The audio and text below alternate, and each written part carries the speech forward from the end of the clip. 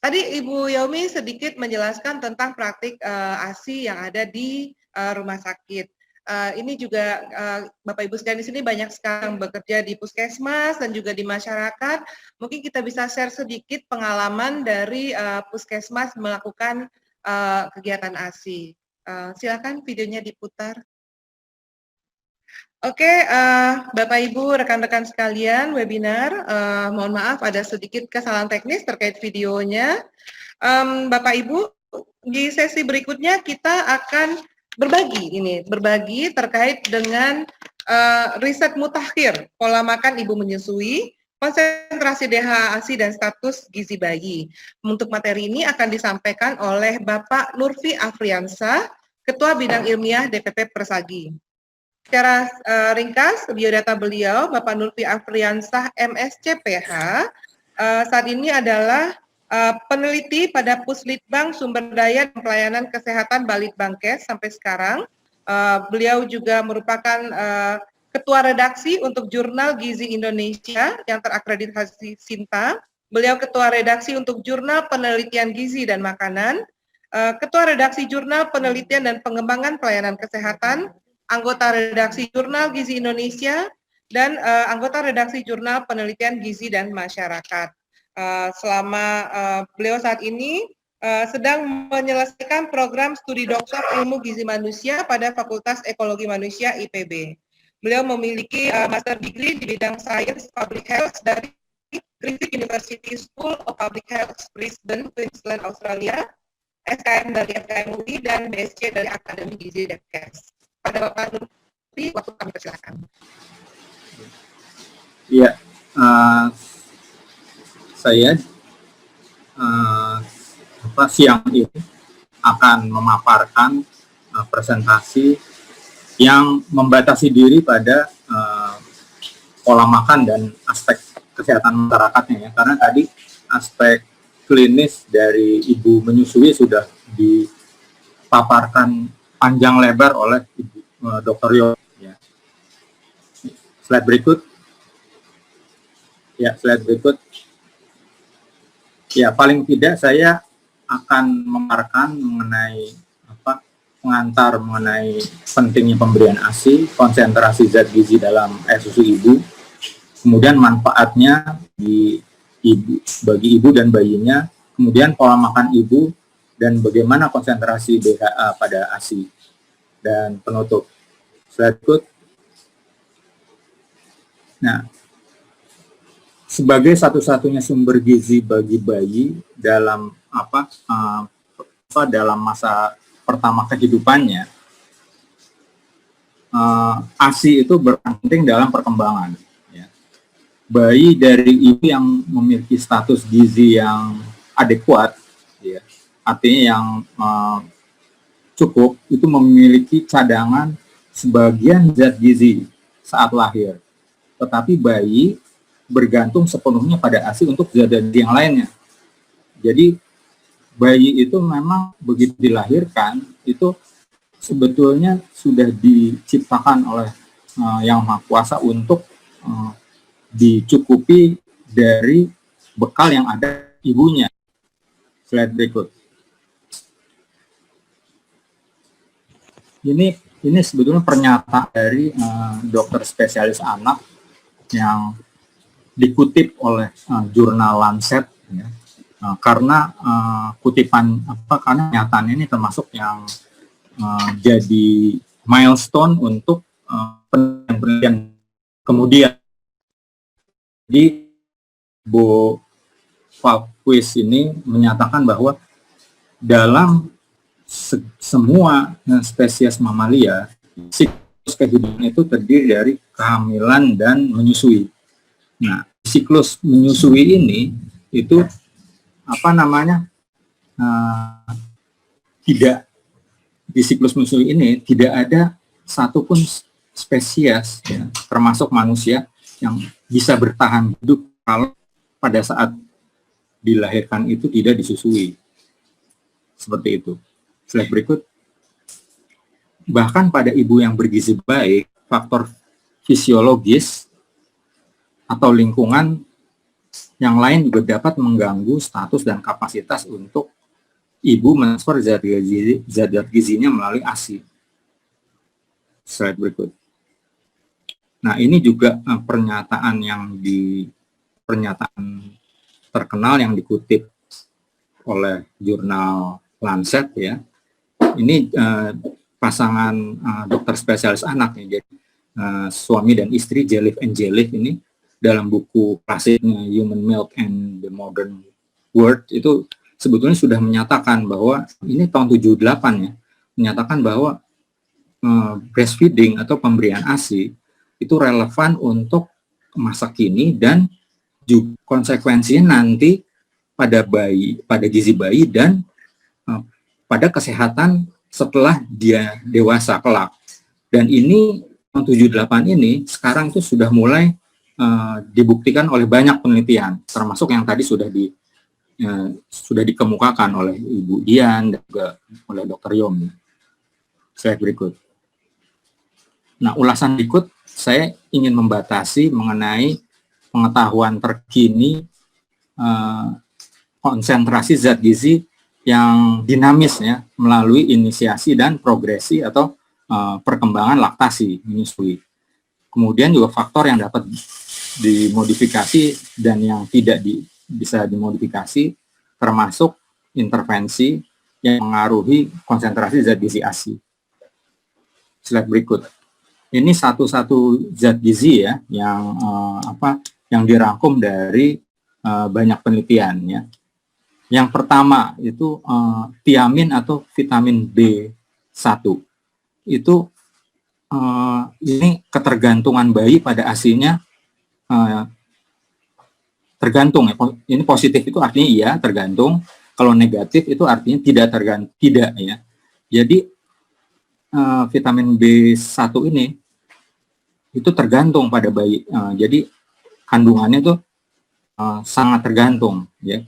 Tergantung bayi pada ASI. Kemudian tren konsentrasinya itu meningkat dalam beberapa bulan pertama. Jadi vitamin B1 ini konsentrasinya meningkat dalam beberapa bulan pertama. Ini tidak dipengaruhi oleh ibu, tapi dipengaruhi oleh pola makan ibu. Nah, untuk pemberian suplementasi pada ibu itu plus minus, ada yang dipengaruhi dan ada yang tidak. Nah, yang dipengaruhi itu adalah pada saat pola makan ibu itu tidak mencukupi. Jadi kalau ibu itu pola makannya tidak mencukupi, terutama yang mengandung tiamin, maka itu terpengaruh air susu ibunya. Seperti itu ya. Sementara faktor ibu yang mempengaruhi konsentrasi ASI itu tidak ada penelitian yang katanya cukup di sini. Kemudian yang berikutnya adalah vitamin B2 ya, riboflavin. Ini juga ketergantungan ketergantungan bayi pada ASI juga positif. Kemudian konsentrasinya itu menurun versus stabil. Jadi ada yang menurun, ada yang stabil ya. Jadi beberapa penelitian menyatakan seperti itu. Kemudian kandungan vitamin B2 ini juga ada yang dipengaruhi dan ada yang tidak untuk ibu ya, dipengaruhi oleh faktor ibu. Terus untuk pola makan ibu ini dipengaruhi. Suplementasi pada ibu juga berpengaruh terhadap kadar vitamin B2. Sementara faktor ibu yang mempengaruhi konsentrasi ASI ini tidak ada data yang cukup. Kemudian vitamin B6 ini ketergantungan bayi pada ASI-nya itu ada yang positif, ada yang negatif. Jadi beberapa penelitian seimbang ya, ada yang menyatakan bisa dipengaruhi, ada yang tidak.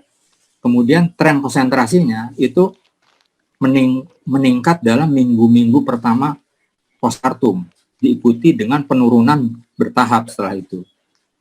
Nah, sementara itu kondisi ibu itu juga berpengaruh terhadap vitamin B6 ini ya. Pola makan ibu juga berpengaruh, suplementasi ibu juga berpengaruh. Jadi ibu yang dikasih suplementasi yang mengandung vitamin ini otomatis akan mempengaruhi kandungan dari ASI-nya.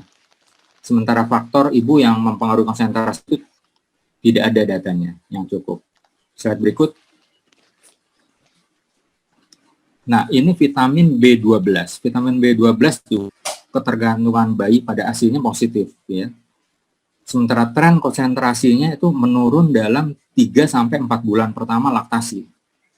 Nah, ini faktor ibu dipengaruhi oleh ibu, juga diet ibu juga punya pengaruh, sementara suplementasi ibu itu bisa positif, bisa negatif. Ya. Nah, faktor ibu yang mempengaruhi konsentrasi ASI, ini ada datanya di sini, yaitu kalau ibunya itu seorang vegetarian, itu akan mempengaruhi kandungan vitamin B12, karena sebagaimana kita ketahui kandungan vitamin B12 itu banyak terdapat pada pangan hewani. Nah, kalau yang melakukan vegetarian itu biasanya kan mengkonsumsinya yang dari produk nabati, ya, sehingga otomatis pengeluaran vitamin B12 pada ASI-nya itu rendah, ya. Nah, pada yang anemi perniciosa juga itu rendah, ya. Yang konsumsi pangan hewaninya rendah juga jelas, ya. Kemudian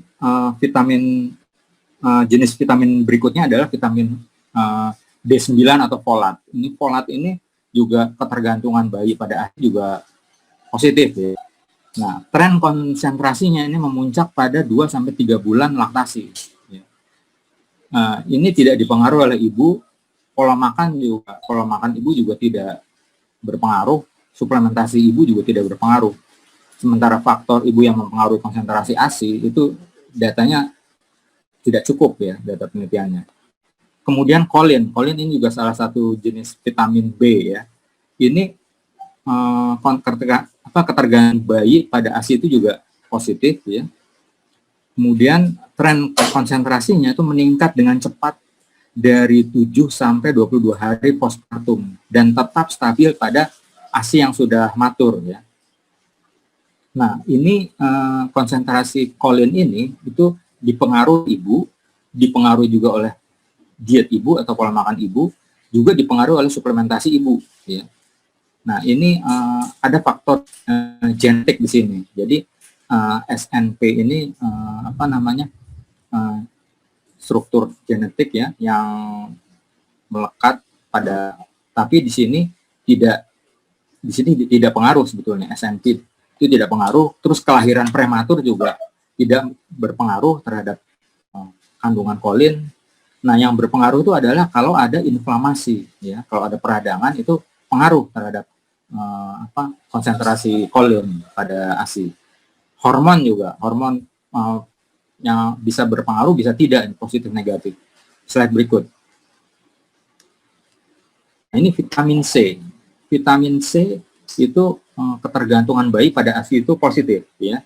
Tren konsentrasinya tertinggi di kolostrum dan menurun seiring dengan perkembangan laktasi, ya.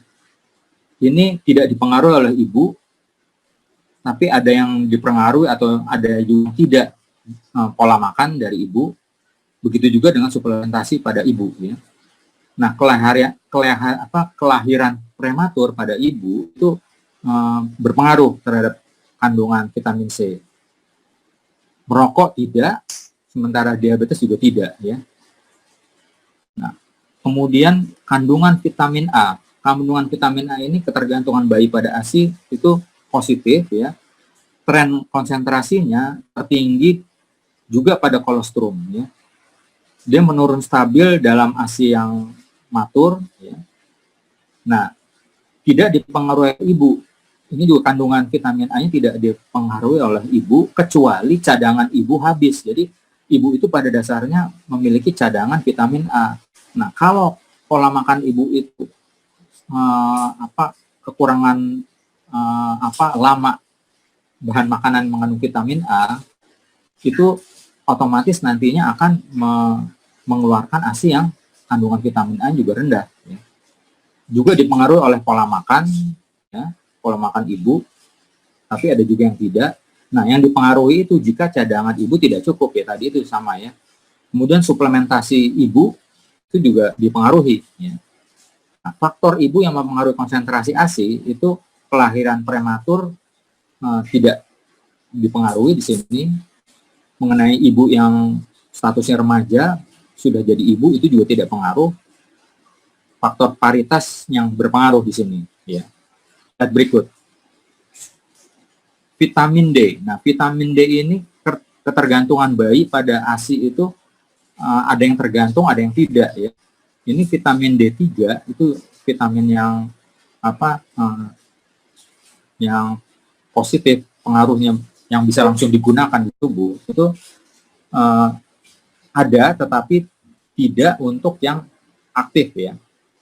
Nah, tren konsentrasinya itu untuk bentuk vitamin D aktif itu sedikit dalam ASI ya, konsentrasinya. Jadi memang vitamin D ini perhatian untuk dicukupi konsumsinya ya, karena memang tren konsentrasinya di ASI itu sedikit ya. Kemudian ini apakah ini dipengaruhi juga oleh kondisi ibu? Ada yang iya, ada yang tidak. Itu data. Jadi datanya kontradiksi, ada yang menyatakan iya, ada yang tidak ya. Kemudian bagaimana pola makan ibu? Pola makan ibu juga sama, diet dapat mempengaruhi vitamin D3 dari ASI, tetapi tidak untuk bentuk vitamin D yang aktif. Suplementasi ibu juga berpengaruh. Nah, di sini faktor ibu yang mempengaruhi konsentrasi ASI itu adalah musim. Ya.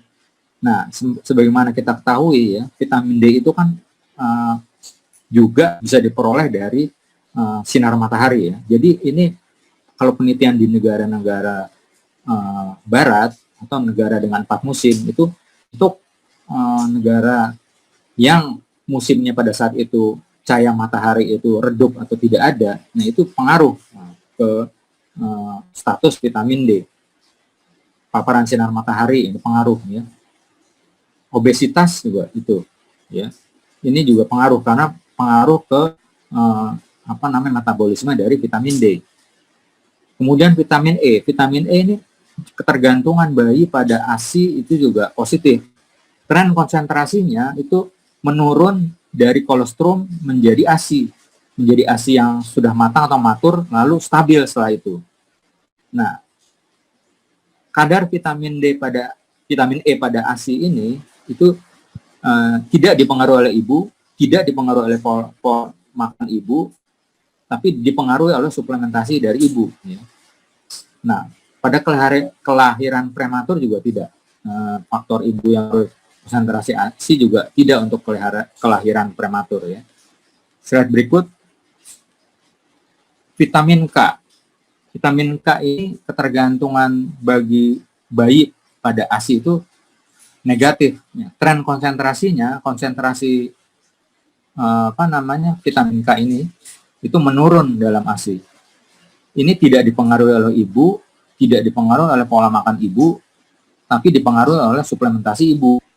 Nah, sementara faktor ibu yang mempengaruhi konsentrasi ASI itu tidak ada data yang untuk memperoleh kesimpulannya. Kemudian zat besi. Zat besi ini ketergantungan bayi pada ASI itu negatif. Ya. Tren konsentrasinya itu menurun dalam ASI, kemudian menurun dalam tahun pertama laktasi. Ya. Jadi memang zat besi ini kecenderungan kekurangannya itu tinggi pada bayi karena memang ASI-nya sendiri konsentrasinya rendah ya. Ini tidak dipengaruhi oleh ibu, oleh pola makan ibu ya. Suplementasi juga karena bukti tidak konsisten. Kemudian zat tembaga. Ini ketergantungan bayi pada ASI itu negatif ya. Konsentrasinya menurun ASI, kemudian menurun lagi seiring berjalannya masa laktasi ya. Ini juga tidak dipengaruhi oleh ibu, pola makan dan suplementasi ibu ya. Tapi faktor ibu yang mempengaruhi konsentrasi ASI adalah konsentrasi selenium ASI, karena selenium ini memang dalam metabolisme punya interaksi dan integrasi dengan mineral tembaga ini.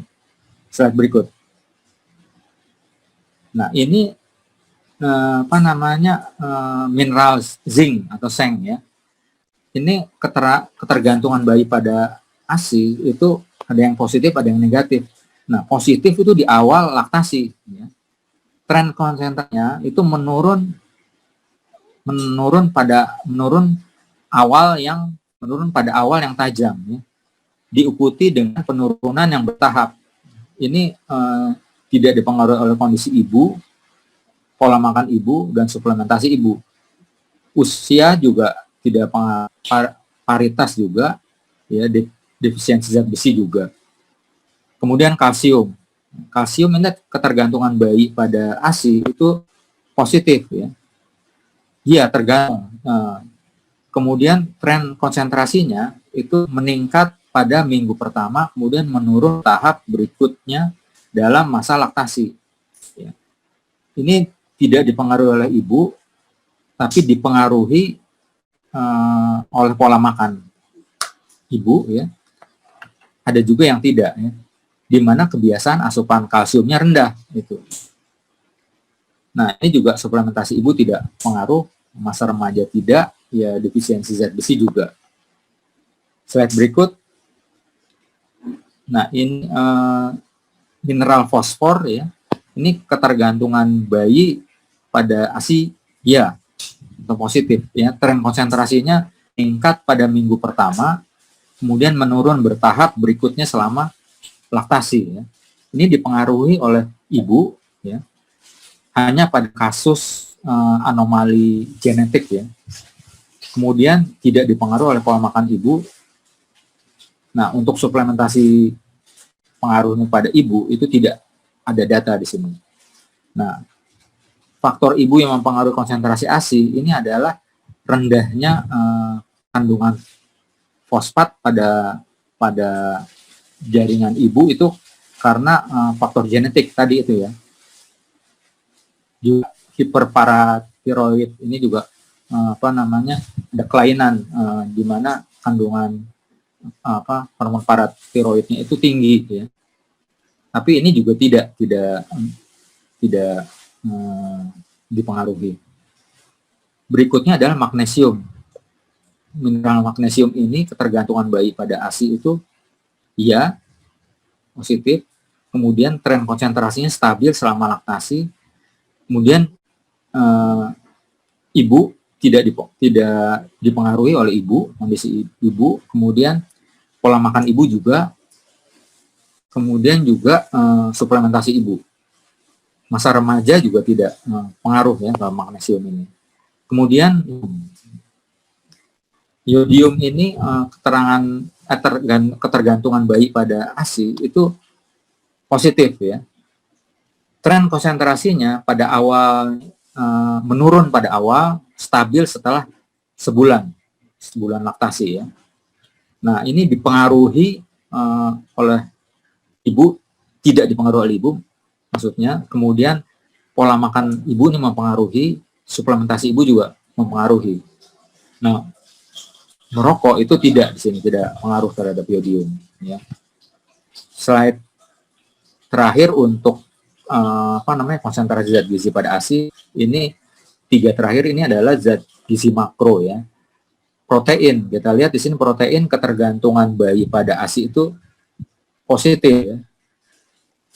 Tren konsentrasinya itu singkat, kemudian menurun tajam, lalu stabil dari 2 sampai 6 bulan sampai masa penyedihan.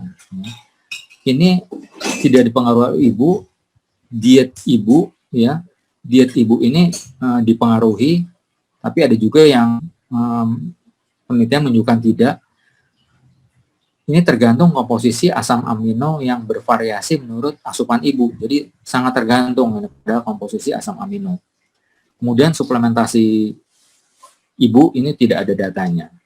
Volume susu tidak negatif ya. Faktor ibu yang mempengaruhi konsentrasi ASI. Kemudian lemak. Nah, ini yang penting di sini ya.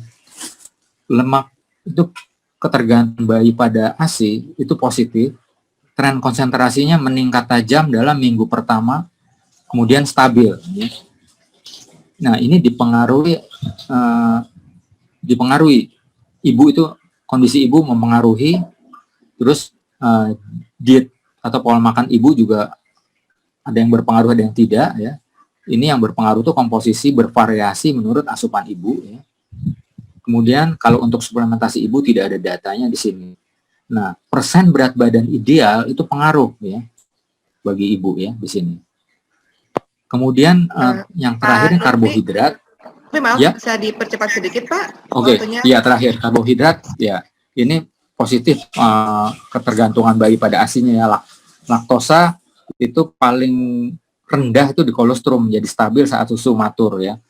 Nah, ini faktor volume susu itu pengaruh ya faktornya.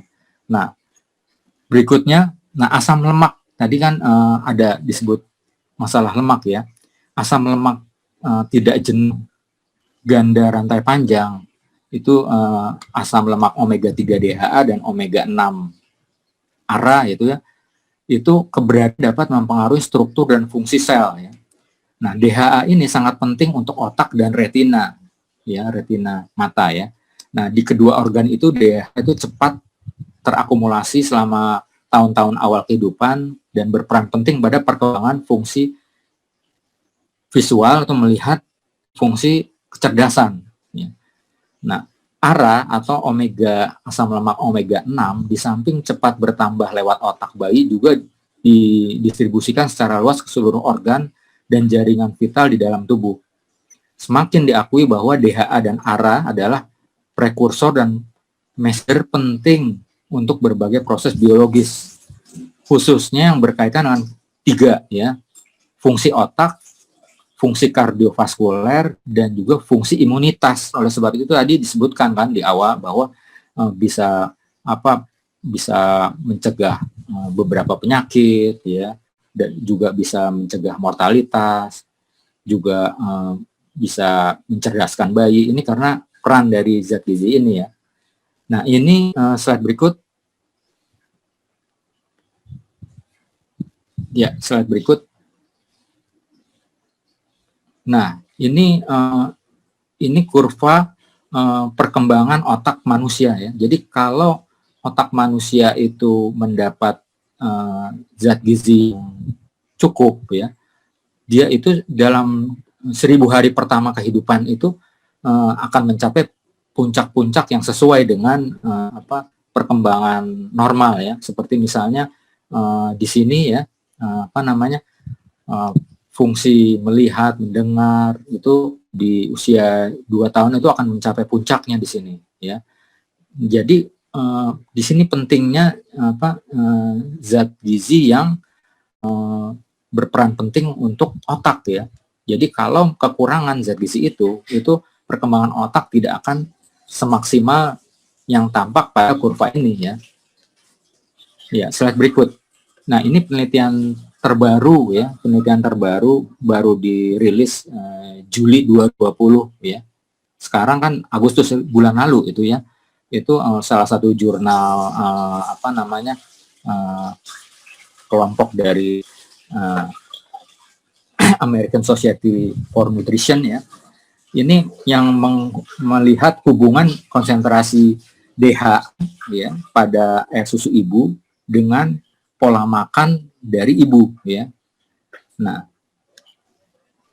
intinya adalah konsentrasi DHA dalam ASI itu dapat dipengaruhi oleh konsumsi, ternyata untuk konsumsi ikan ya, ikan yang dibakar oleh ibu dan seringnya suplementasi DHA pada ibu ya. Nah, ini penelitian ini Jepang ya, karena sebagaimana kita ketahui Jepang itu kan polakan berbasis ikan itu tinggi ya.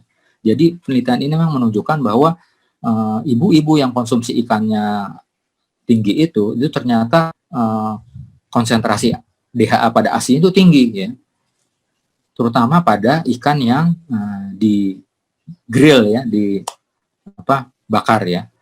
Nah, konsentrasi DHA dalam ASI itu dapat mencerminkan kebiasaan makan pada ibu di Jepang itu ya.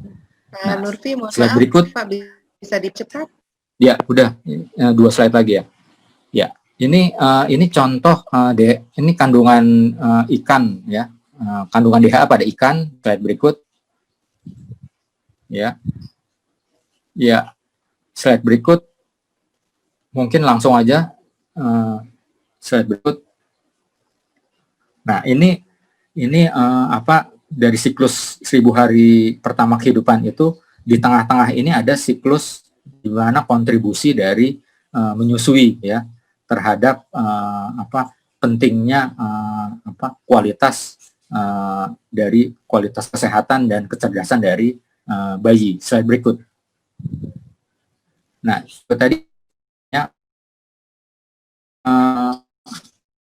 dari aplikasinya World Bank ya, Bank Dunia, yang menunjukkan bahwa ternyata ASI eksklusif itu punya kontribusi investasi gizi yang tinggi ya, malah lebih tinggi daripada kontribusi investasi pada penanggulangan anemia pada ibu, pada stunting juga ternyata memberikan ASI pada anak itu investasinya paling tinggi ya antara 4 ini. Slide berikut. Ya, nah jadi kesimpulannya ini ya, dalam lebih dari 3 dekade terakhir, bukti dibalik rekomendasi menyusui itu telah berkembang pesat. Hasil-hasil dari studi epidemiologi dan pengetahuan yang berkembang tentang peran epigenetik, sel-sel punca, dan mula perkembangan kesehatan dan penyakit itu memberi dukungan kuat terhadap statement yang tadi dinyatakan oleh 2 dokter spesialis anak di awal itu ya. Dalam sejarah sains belum pernah begitu banyak diketahui tentang pentingnya pemberian ASI yang kompleks bagi ibu dan anak. Oleh sebab itu, slide berikut terakhir ya. Nah, oleh sebab itu di dalam SDG itu di 17 SDG ini semua ada kontribusi dari ASI ya. Mungkin itu presentasi dari saya. Terima kasih. Terima kasih banyak Pak Nurfi atas presentasinya. Mohon izin Pak, boleh kalau kita lanjutkan dengan presentasi dari Pak Hasan, nanti kemudian kita panel untuk pertanyaan Pak Nurfi dan Pak Hasan ya. Bapak Ibu sekalian, narasumber berikutnya adalah Bapak Hasanuddin Yasmi. Bapak Hasanuddin Yasmi adalah seorang praktisi dalam bidang food processing dan cold chain system. Beliau adalah board dari Jejaring Pasca Panen untuk Gizi Indonesia, dan beliau juga merupakan ketua Asosiasi Rantai Pendingin Indonesia. Jadi banyak sekali isu-isu terkait dengan pendinginan ASI, menyimpan ASI, bagaimana sampah ASI dan seterusnya. Kepada Bapak Hasanuddin Yasmi kami persilakan waktu untuk presentasi.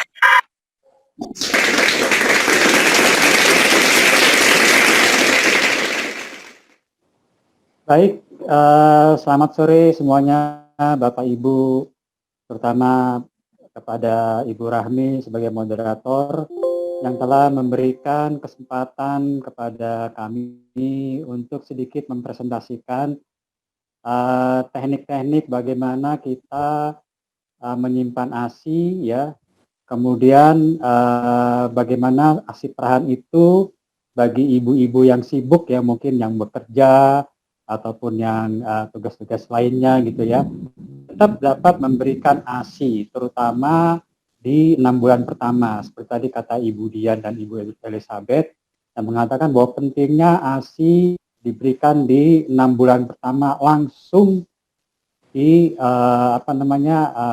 langsung di berkualitas sesuai dengan masing-masing ibu yang menyusui. Jadi di sini bagaimana kita coba menjaganya ya, kesegaran dan kualitasnya. Ya, next slide. Ya, ini saya sedikit introduksi pada Bapak dan Ibu semua bagaimana karakteristik susu ya. Jelaskan begitu detail oleh Pak Nurfi ya tentang hasil penelitiannya. Semua itu sangat komplit ya, sangat komplit sekali kandungan gizi di ASI, air susu ibu. Tapi perlu kita ketahui kalau kita memang let's say sering sekali wanita karir, wanita pekerja itu hanya mendapat cuti 3 bulan jelang dan sesudah melahirkan. Ya, jadi kita perlu mengetahui bagaimana sebenarnya titik beku air susu ibu, air susu, ya itu lebih rendah dibandingin titik beku dari air biasa sendiri ya, dari mineral water ya, itu lebih rendah. Jadi itu perlu diketahui bahwa titik bekunya itu dikatakan bahwa ASI ini bentuknya frozen atau bentuk fresh dengan pendingin itu cukup harus dijelaskan. Dan pH juga berada di tengah-tengah ya, antara 6,5 sampai 6,7. Nah, sekarang kita lihat penanganan susu segar, terutama ASI ya. ASI ini yang disimpan, ya itu kita bagi ada 2. Tadi ada dikatakan juga sebagai bank ASI ya. Mungkin di Indonesia belum ada bank ASI, itu dengan pasteurisasi. Nah, tapi kebanyakan yang ASI yang di Indonesia dari ibu-ibu rumah tangga, ibu menyusui itu adalah dengan sistem pendinginan. Ya, pendinginan itu kita mendinginkannya menyimpannya berapa lama ya? Berapa lama? Itu biasanya kita dinginkan sampai plus 4 derajat ya. Nanti ada alasannya kenapa harus sampai plus 4 derajat. Itu untuk yang fresh. Jadi fresh itu maksudnya hanya dapat disimpan sekitar 24 jam saja. 24 jam saja. Kecuali kalau kita mau menyimpan lebih lama lagi itu dalam suhu frozen ya. Jadi dingin di bawah 4 derajat. 4 sampai minus. Nah, itu jadi ada 2 teknologi ya, dengan pendinginan dan pasteurisasi. Terus itu sendiri sering kita lihat ada tiga macam, itu dengan low temperature, high temperature, dan ultra high temperature. Kita lihat sendiri susu-susu segar yang dalam kemasan karton dan lain-lain itu ada dalam bentuk UHT. Ya, next slide. Kita lihat sini manajemen penanganannya ASI perahan. Ya, jadi kalau kita udah berbicara tentang penyimpanan itu pasti kita berbicara dengan ASI perahan. Jadi tetap produk ASI tapi yang diperah untuk kemudian disimpan. Nah, di sini manajemen penanganan pertamanya adalah kita harus mempersiapkan botol-botol yang benar-benar memang sanitasinya terpelihara, terus kemudian suhunya juga terpelihara ya. Terus jenis-jenisnya ini ada botol kaca, ada wadah stainless ya, kemudian juga ada botol plastik, kemudian ada kantong plastik. Nah, ini sebenarnya tergantung dari masing-masing kebutuhan dan cara pemakaian ya. Kalau botol kaca tentu saja lebih aman karena sisa-sisa lemak di ASI sendiri, kalau memang ASInya sudah mau dibersihkan itu gampang dibersihkan. Wadah stainless juga demikian, tapi di pasarnya agak sulit didapatkan wadah stainless. Botol plastik juga sangat mudah, tapi ada kekurangannya. Kemudian juga dengan kantong plastik yang bisa memuat banyak. Kalau kita punya kulkas cuman kecil, mungkin kita pilih kantong plastik, tapi istilahnya ASI kita jadi lebih banyak terbuang karena lemak-lemak yang ada di dalam ASI tersebut akan menempel lengket di kantong plastik jika kita menuangkannya. Ya, slide. Nah, ini kita lihat manajemen penyimpanan. Tadi kan penanganan itu di botol ya. Kemudian tadi yang dijelaskan oleh Dian sama Ibu Elizabeth itu adalah kebersihan tangan, udah pasti ya, kebersihan tangan pada waktu mempersiapkan katakanlah perahan ASI tersebut ya. Kebersihan tangan, kemudian juga kebersihan puting susunya sendiri ya. Seperti itu harus diperhatikan. Nah, sekarang metode penyimpanannya ini kita ada metode di sini ada empat metode ya. 4 metode. Yang pertama itu kita biarkan di udara terbuka. Seperti biasa di udara terbuka itu hanya mampu disimpan dalam botol itu 3 sampai 4 jam saja. 3 sampai 4 jam saja ya. Kemudian kita menggunakan istilahnya cool bag. Cool bag ya. Kantong-kantong yang berinsulasi pendingin itu suhunya sekitar 5 sampai 15 seperti itu dengan menggunakan ice pack, ice gel ataupun es batu itu bisa bertahan lebih lama lagi ya. Kemudian dalam kulkas. Nah, kulkas ini ada di suhu chiller ya. Suhu chiller itu kalau kulkas-kulkas yang baru udah terbaca di situ suhunya bisa 4 atau 5 derajat ya. Nah, itu bisa bertahan kira-kira sampai 1 harian ya. Sampai 1 sampai 3 hari kira-kira. Nah, ini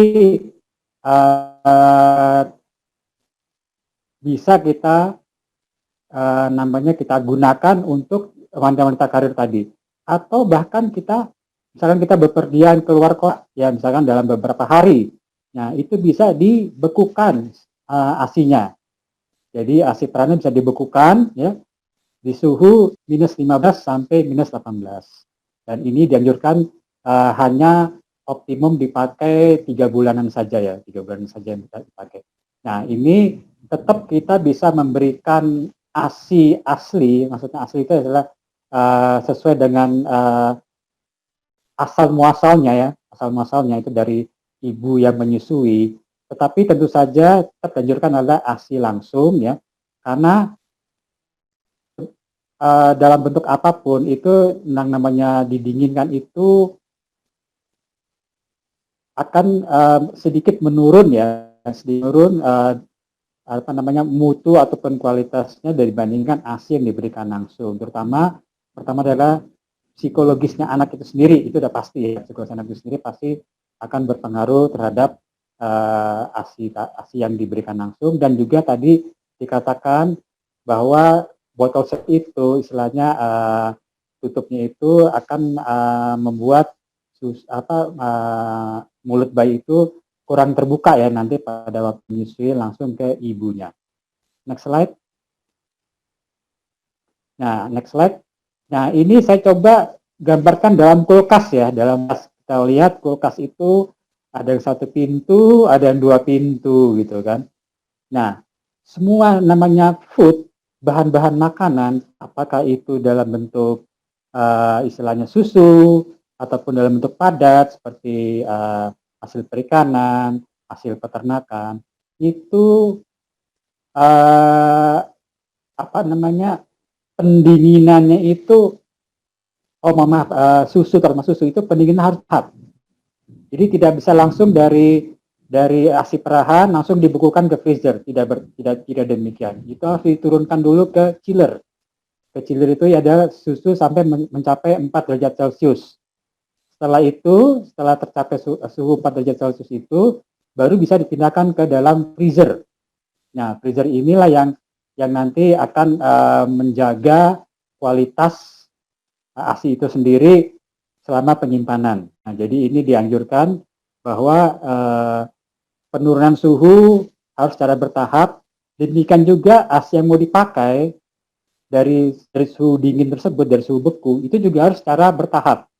Jadi paling enggak kalau besok pagi kita mau memberikan ASI perahan kepada bayi kita, itu dari freezer kita turunkan dulu ke chiller. Kita turunkan dulu ke suhu chiller, kira-kira memakan waktu sekitar 8 jam, kemudian baru kita pindahkan ke suhu udara. Nah, suhu udara itu. Nah, kemudian tentu saja kita membuat di dalam botol yang sesuai dengan takaran. Jadi karena apa? Karena sekali dibuka tutup botolnya ini dari penyimpan itu harus segera habis. Ya, tidak bisa dibekukan lagi, tidak bisa didinginkan lagi. Jadi dalam waktu 3 jam itu karena dia kembali ke kondisi asal itu habis. Kalau tidak ya dibuang gitu ya, dibuang gitu. So itu jangan diminumkan lagi ke bayi. Ya, next slide. Nah, di sini saya mau mencoba ya, karena kita di JP2GI, kita harus melihat ya, karena anjurannya ASI itu, air susu itu diberikan dalam waktu 2 tahun ya. Tapi kadangkala ibu yang menyusui itu tidak mampu, payudaranya itu menghasilkan susu sampai 2 tahun. Ya, jadi ada alternatif lain setelah usia 6 bulan, kalau memang bisa 1 tahun diberikan ASI terus lebih baik, tapi setelah ASI tidak bisa diberikan, itu bisa diberikan dalam bentuk susu segar ataupun susu formula. Nah, di sini saya sengaja menyajikan data tentang susu nasional.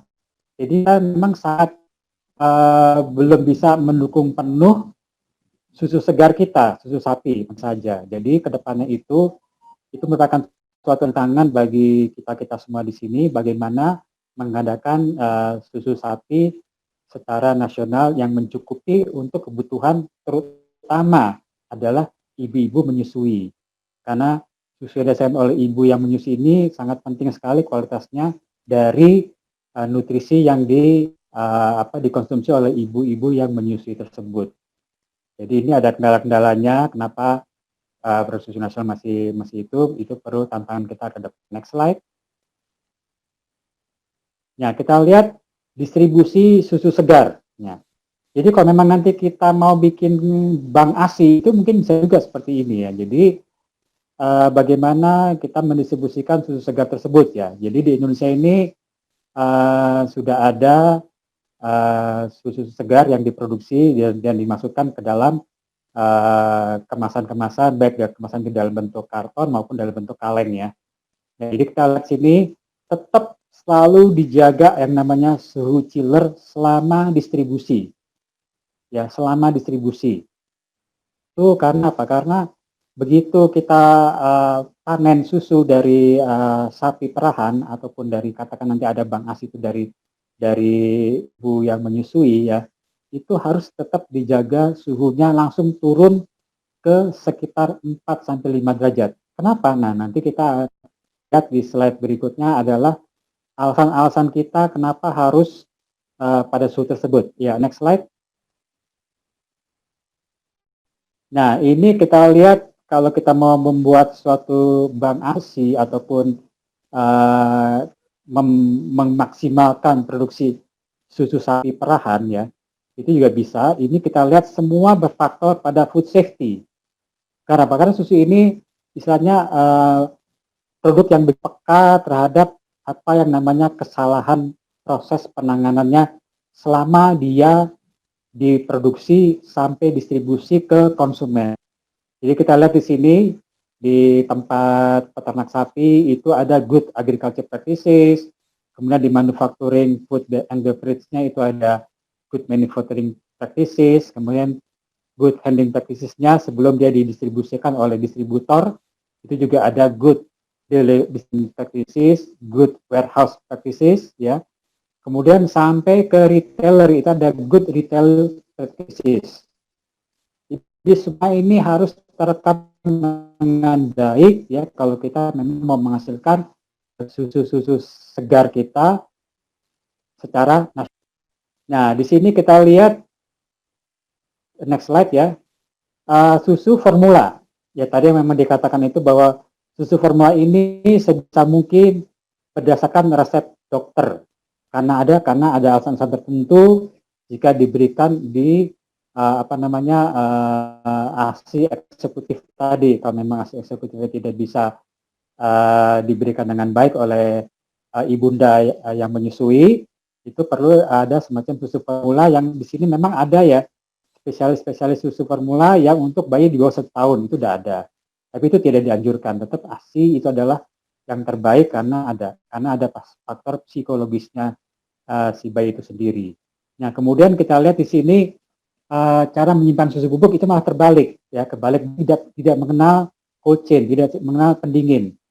Jadi dia cukup disimpan di suhu udara ya, suhu udara ini tergantung juga ya, tapi begitu dibuka bungkus aluminium foilnya itu harus dalam waktu enggak sampai 1 bulan, itu maksimal 1 bulan itu harus habis karena apa? Karena itu akan terkontaminasi dengan udara luar ya. Walaupun tutupannya itu kita dicoba rapat, tapi tetap dengan pengaruh namanya suhu udara. Jadi maksimum 1 bulan itu adalah tergantung dari area masing-masing. Kalau areanya suhunya panas sampai 36 derajat itu mungkin cuma sampai 2 minggu. Tapi di daerah-daerah pegunungan penyimpanan susu formula yang sudah dibuka itu bisa sampai 1 bulan dengan suhu udara sekitar mungkin 26 derajat, 30 derajat itu masih bisa lebih bertahan lama sampai maksimal 1 bulan. Jadi itulah yang harus diperhatikan bahwa penanganan kemasannya itu harus terpelihara dan tidak boleh ada matahari langsung menyinari kemasan tersebut. Ya, next slide. Nah, di sini kita berbicara tadi tentang stunting ya. Stunting itu sangat penting ya, karena 1 dari 3 di Indonesia itu stunting ya. Jadi salah satu stunting itu juga penyebabnya adalah dari ibunda yang menyusui. Nah, jadi di sini ibu menyusui ini harus dikasih asupan gizi yang baik. Ya. Sekarang kita lihat Indonesia. Indonesia itu sebagai negara maritim, ya, sebagai negara kepulauan. Itu yang paling mudah didapat itu adalah untuk ibu-ibu menyusui ataupun ibu-ibu yang hamil, itu adalah ikan. Dan ikan ini merupakan yang tertinggi konsumsi per kapitanya per tahun di Indonesia. Di bawah sayur-sayuran ya. Mereka mencapai 50 kg per kapita per tahun. Sayur-sayuran kita itu mencapai 70 kg per kapita per tahun ya. Jadi nomor 2. Nah, jadi ikan ini dengan vitamin-vitaminnya, dengan omega 3 dan lain-lain vitaminnya, dengan lemak yang tadi itu sangat mendukung sekali gizi dari ibu hamil maupun ibu menyusui agar didapatkan ASI yang lebih baik, ya, ASI yang lebih baik kandungannya. Nah, itulah yang perlu kita sampaikan. Jadi di sini ada, yang harus diperhatikan ada di food itu adalah suhu. Sekali lagi itu semua tentang suhu ya. Karena apa? Karena bakteri itu akan cepat berkembang biak pada suhu-suhu yang memang pertumbuhannya menunjang. Ya, jadi next slide kita lihat. Nah, inilah yang tadi saya katakan kenapa perlu segera didinginkan sampai di bawah 5 derajat Celcius. Kita lihat bakteri itu akan tumbuh pesat di suhu 5 sampai 60 derajat. Seluruh jenis bakteri.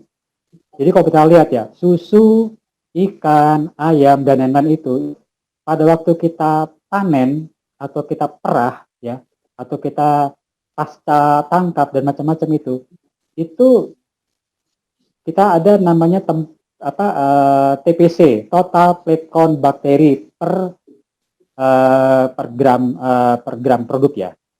Itu biasanya di bawah 1000 masih aman di bawah 1000. Itu pada waktu saat kita panen ataupun pada saat kita perah seperti ASI. Tetapi dalam maksimum 4 jam kita punya batasan dari BPOM itu maksimum TPC itu total plate count bakteri itu adalah 500.000. 5.000. Itu di dalam 4 jam itu total plate count semua produk-produk segar ya termasuk susu itu udah mendekati 5.000 total plate count koloni ya. Nah, kemudian setelah ke jam-jam berikutnya itu double langsung berlipat ganda. Jadi dari 500.000 jam keempat ke jam kelima jadi 1 juta, jam kelima ke 6 jadi 2 juta. Nah, itu sebenarnya sudah tidak layak untuk dikonsumsi. Nah, itulah kenapa semua jenis produk segar itu harus sesegera mungkin didinginkan di bawah suhu 5 derajat Celcius. Dan itu teknologi-teknologi kita dengan coolback, dengan ice pack, dengan lain-lainnya itu sudah mendukung sama sekali sampai kepada refrigerator kulkas. Ya, jadi ini terakhir next slide. Ini jadi saya di sini adalah kita dalam menunjang program ASI maupun stunting nasional itu kita harus berkolaborasi ke semua stakeholders, ya, ke semua stakeholders, baik pemerintah, swasta maupun ibu-ibu rumah tangga. Inilah yang kita perlukan.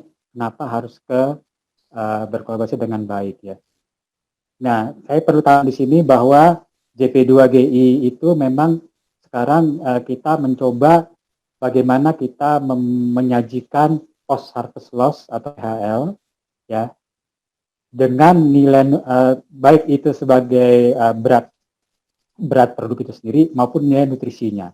karena semua itu bergantung kepada bagaimana kita menangani dari first mile to last mile, jadi dari pasca tangkap sampai ke konsumen.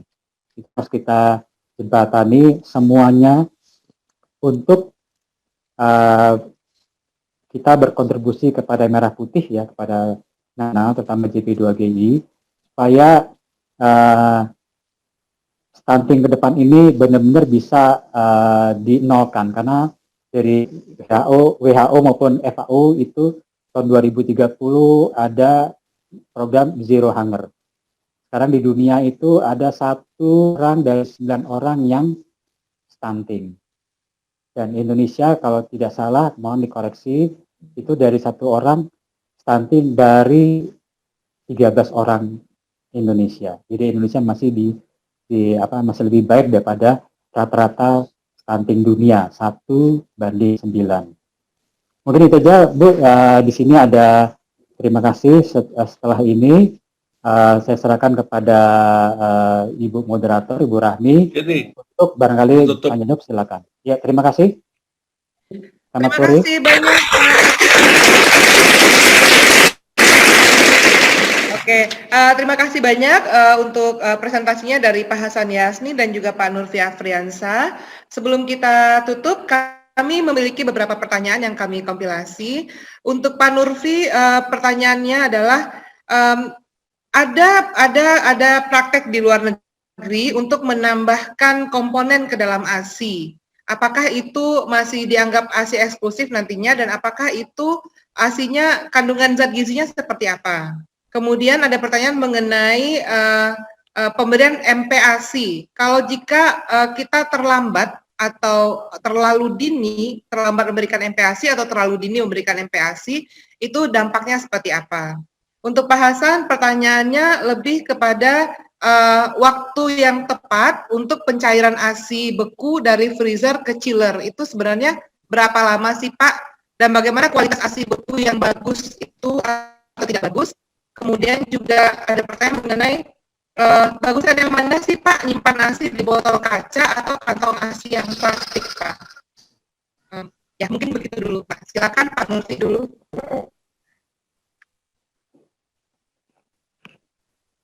Pak Nurfi masih mute? Ya, bentar. Ya, terima kasih Bu Rahmi. Jadi maksudnya tadi penambahan makanan lain selain ASI gitu ya ke jadi, bayi ya. Jadi di dalam ASI-nya ditambahkan zat lain. Nah, itu bagaimana seperti itu Pak? Apakah bagaimana kandungan gizi ASI jadinya? Maksudnya ASI-nya kan kalau ASI langsung diberikan ibu tanpa tambahan apa-apa kan, kecuali kalau ASI-nya itu seperti tadi Pak Hasan diperah, dipisahkan. Oke. Maksudnya itu ya? Ya. Nah, itu sebetulnya kalau tambahannya itu berupa vitamin, mineral, seperti zat-zat gizi, berupa suplemen, itu tidak membatalkan eksklusivitas dari ASI ya. Karena itu juga batasan dari WHO seperti itu ya, kalau diberikan obat atau tambahan vitamin itu tidak ya, kecuali kalau komponen lain ya.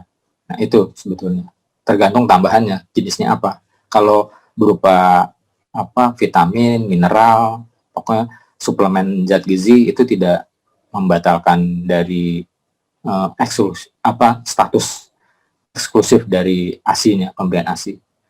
Kemudian yang pertanyaan kedua itu mengenai inisiasi menyusui dini ya. Mengenai MPASI Pak, nambah makanan pendamping ASI, kalau diberikan terlambat atau diberikan terlalu cepat, itu dampaknya apa terhadap anak? Nah, itu sebetulnya pemberian MPASI memang harus tepat waktu ya, karena kalau terlambat itu juga pola makan ke depannya itu juga akan terganggu ya, termasuk status gizinya nanti akan pengaruh ke status gizi ya.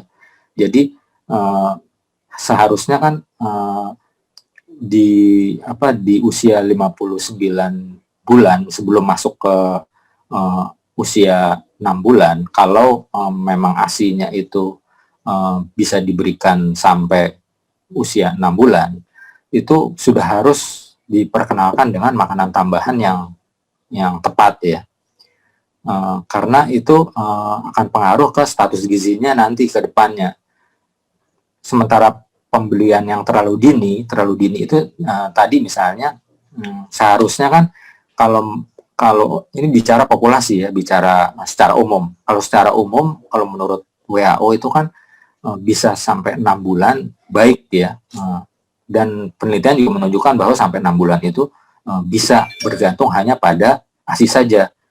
Asal ibunya, pola makan ibunya itu terjamin ya, gizinya ya, seimbang ya.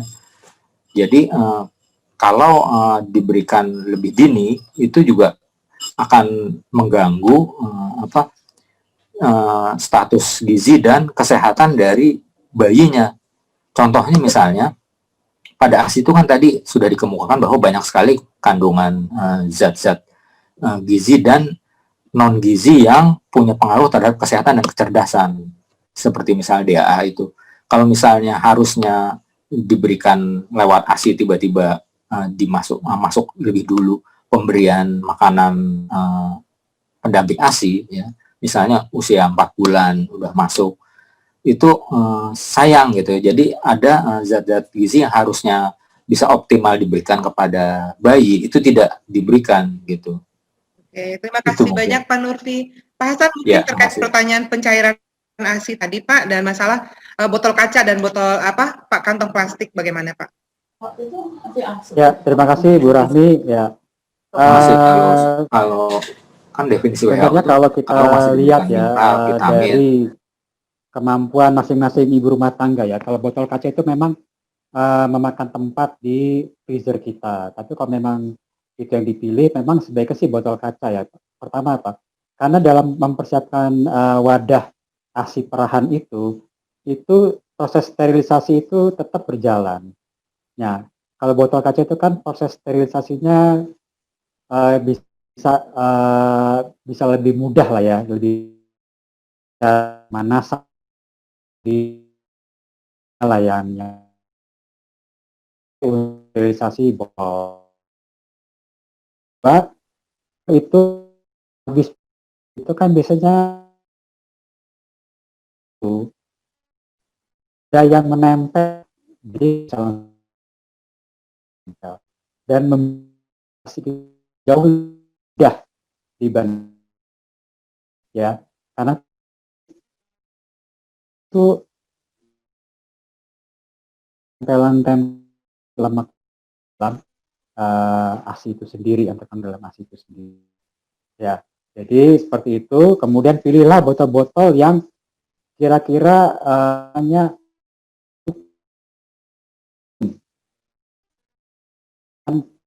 let's say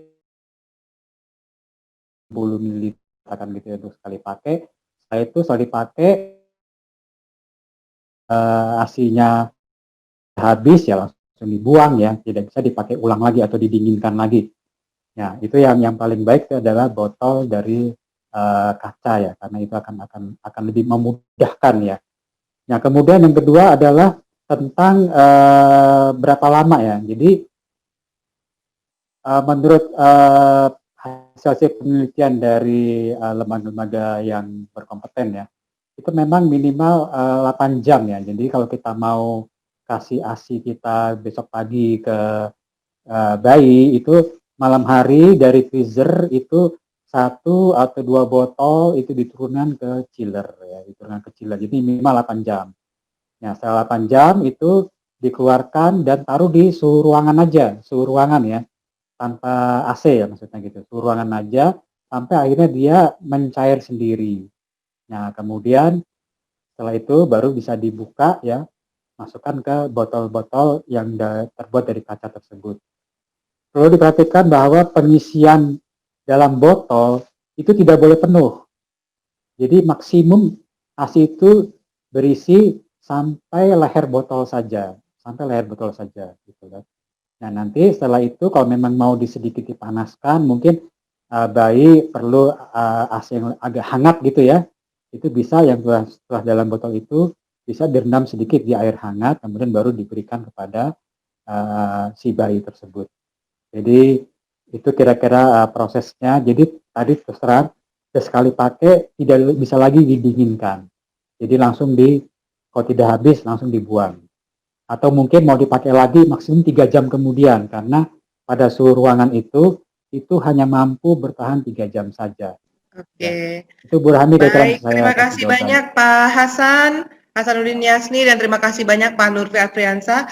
Bapak-bapak dan ibu-ibu sekalian peserta webinar, terima kasih atas waktunya. Sebelum kita menutup webinar ini yang akan ditutup oleh Bapak Dr. Sunar Hadi Purnomo, Ketua Jejaring Pasca Panen untuk Gizi Indonesia, kami informasikan bahwa absen sudah bisa dilihat di webinar chat maupun di YouTube chat. Dan kemudian juga untuk informasi lebih lanjut bisa dicek di website JP2GI www.jp2gi.org. Jika ada pertanyaan, silakan juga ditanyakan via IG JP2G_Indonesia ataupun email ke sekretariat JP2GI sekretariat@jp2gi.org. Untuk penutupan kami persilakan kepada Bapak Sunar Hadi Purnomo, dipersilakan. Terima kasih. Assalamualaikum warahmatullahi wabarakatuh. Salam sejahtera untuk kita semua. Terima kasih Bu Rahmi yang telah memberikan waktu. Mohon maaf ini kepada semuanya, tadi ada kesalahan teknis sehingga tidak bisa pembukaan. Terima kasih banyak kami berikan kepada Gen yang telah mendukung kegiatan ini juga, dan kepada para pembicara yang telah bagus sekali, hebat sekali, sangat membanggakan, memberikan informasi, memberikan pencerahan yang selengkap-lengkapnya. Sejak dari kebijakan sampai dengan bagaimana menyusui yang baik dan sebagainya, sampai dengan dukungan daripada ilmu, pengetahuan dan teknologi, serta sampai pun kalau dalam keadaan darurat dengan suplemen apa atau dengan diganti apa setelah selesai masa menyusui sang ibu, kemudian diganti dengan susu segar yang lain, dan sebagainya. Itu semuanya kita dapatkan hari ini. Sehingga kita memang betul-betul sesuai dengan apa tujuan JP2GI, serta apa topik yang kita adakan pada acara webinar yang pertama ini. Soalnya nanti tiap bulan akan ada webinar-webinar sesuai dengan topik yang pas sekali. Dan memang ternyata ASI ini sangat strategis sekali. Jadi tepat sekali kalau tahun 92 dulu, itu WHO maupun UNICEF itu mulai untuk merayakan pekan menyusui sedunia itu, ASI sedunia, jadi World Breastfeeding Week itu diadakan pada saat itu. Nah, ini memang kenapa kok JP2GI demikian? Karena sesuai dengan visi dan misinya. JP2GI ini mempunyai amanah untuk bagaimana masyarakat sehat, dan makanan yang dicapai oleh konsumen itu masih dalam kondisi yang bagus sekali untuk menyehatkan. Sehingga ini pas sekali kondisi segala aspek daripada ASI ini sesuai dengan hal-hal tersebut. Memang JP2GI yang lahir pada tahun 2018 dulu, kemudian sebagai iPlan, kemudian mandiri tahun 2019, itu telah melakukan hal-hal mendukung Gen dan sebagainya, maupun mandiri itu melakukan beberapa hal yang sesuai dengan visinya untuk menyehatkan masyarakat bangsa, dan tadi untuk sampainya bahan makanan tersebut masih bergizi tinggi, tidak sujud dan sebagainya. Sehingga yang telah dilakukan diantaranya pertama melakukan jejaring antara Kementerian Kesehatan, Kementerian Kelautan, dan kementerian yang lain, lembaga yang lain, juga swasta, baik itu maupun profesional.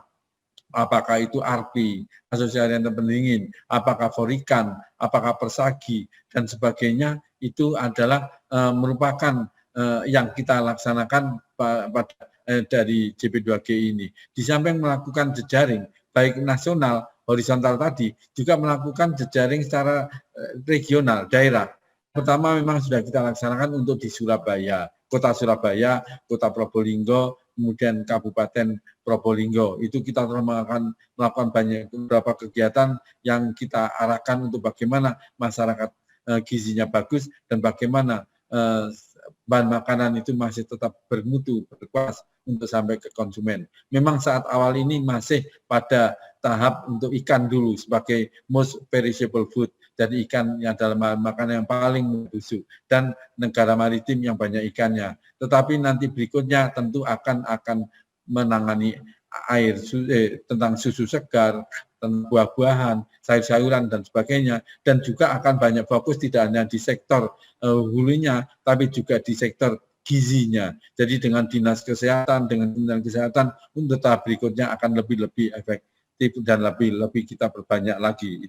Terus di samping untuk jejaring tadi, juga kita telah melakukan pelatihan, juga melakukan kajian-kajian bagaimana tentang gizi, bagaimana tentang susu hasil dan sebagainya, itu kita lakukan. Dan diharapkan nanti bagi teman-teman atau organisasi atau lembaga yang belum masuk di jaring bisa komunikasi dengan kami untuk langsung melakukan dengan jejaring. Jadi tadi ada penguatan jejaring, mengadakan pelatihan, mengadakan tentang kajian dan sebagainya adalah memang amanah dan kegiatan kami untuk selanjutnya kita perluas lagi dalam tahun berikutnya. Sebagai menutup akan kami tutup dengan sebuah pantun, yaitu sayur labu, ikan dan nasi bersambal tomat terasa pedas.